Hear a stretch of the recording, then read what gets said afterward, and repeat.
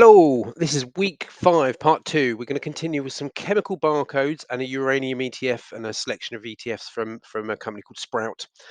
Let's look and see if these are good, bad, or ugly. No deep dive, but a short introduction. Do your own due diligence.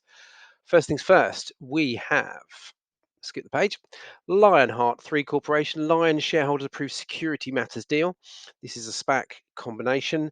Australian listed Security Matters is developing a hidden chemical based barcode designed to mark an object, allowing products and materials to be tracked and scanned through blockchain technology.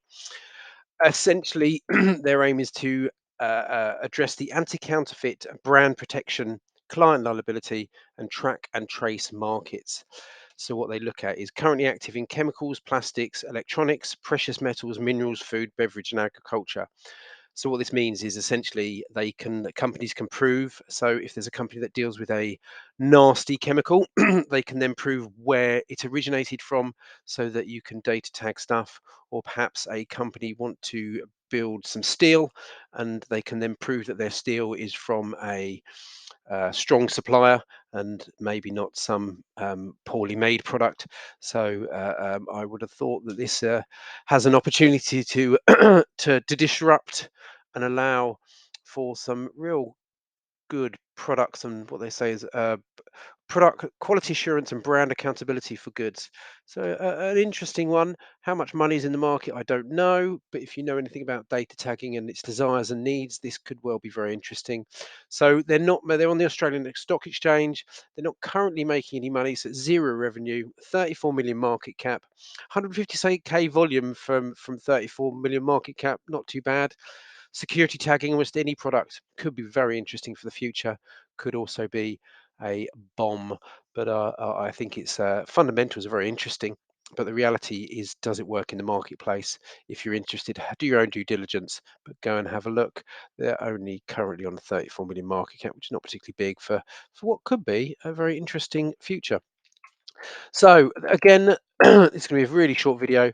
So we found an ETF, a new ETF. This is from Sprout Junior Uranium Miners ETF. They've got a few others I'll show you in a moment.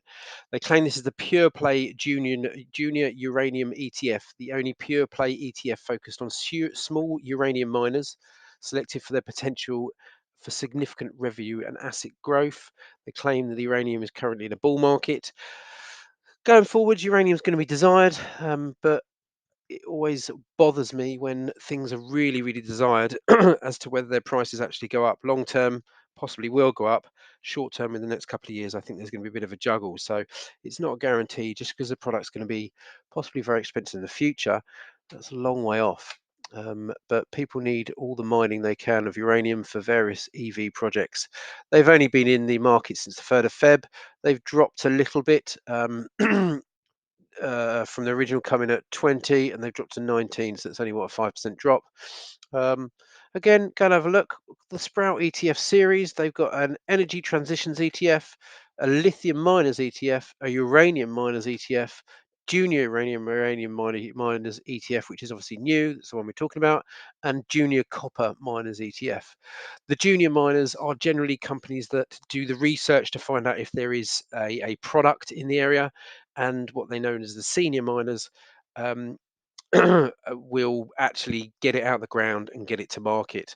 So sometimes the junior miners are not very big companies, but they go and look for it all. So Sprout also do some gold and gold miner ETFs as well. So go and have a deeper dive in Sprout and see if there's a future for you to be able to go into. But the ETFs always cost a couple of quid to enter, as you'll see that the ETF, let's look at the copper one just for a moment, has a fund. It has an expense of 0.75%.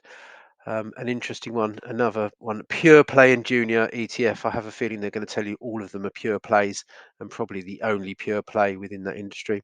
Other than that, have a lovely evening. Thanks for listening. Only two brought today, but the miners are very interesting ones. But again, they could bomb or they could be amazing.